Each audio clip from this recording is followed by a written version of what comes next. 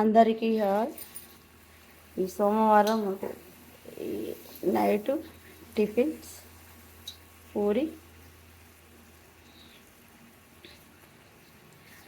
ఈ గోధుమలను పట్టించి కొంచెం గోధుమలు కడిగి పట్టించిన నేను. గోధుమలే కానీ ఏ ధాన్యాలైనా మనం కడిగి పట్టించుకోవాలి. ఎందుకనంటే బయట నుంచి వస్తూ ఉంటాయి కాబట్టి అవి ఎట్లుండేవి మనకు తెలియదు. జొన్నలైనా రాగులైనా ఎవైనా మనం కడిగి పట్టియాలి. కాకపోతే మిరపకాయలు సుత మనం కారం పట్టించుకునేటప్పుడు తొడి మీద తీయకముందు అవి కడిగి ఎండ పోసుకొని తొడి మీద వేసి పట్టిద్దాం. అంటే ఎవైనా బయట నుంచి వచ్చినాయన్నీ పౌడర్ చల్లి ఉంటాయి, హానికరం. అవి తిన్నా మేము ఇట్లా నీట్గా చేసుకొని పట్టించుకోవాలి. నేనైతే గోధుమలను కడిగి ఎండపోసి ఒకసారి వీడియో కూడా ఉన్నది నా దాంట్లో.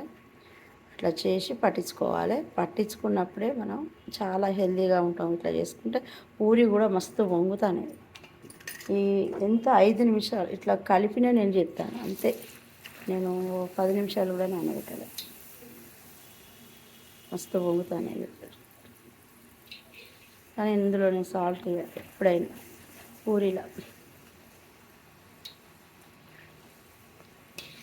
కొన్ని పాలు పోసేది, కానీ ఇప్పుడు పాలు కూడా పోయలేదు.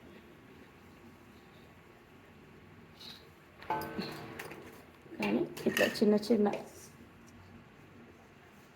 చిట్కాలు పాటిస్తే మనం ఎప్పుడు ఆరోగ్యంగా ఉంటాం.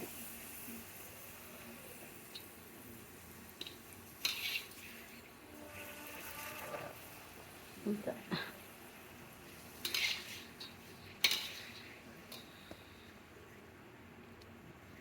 మరి మీకు ఈ వీడియో నచ్చిందంటే లైక్ చేయండి, షేర్ చేయండి, సబ్స్క్రైబ్ చేయండి. నిర్మల మంచి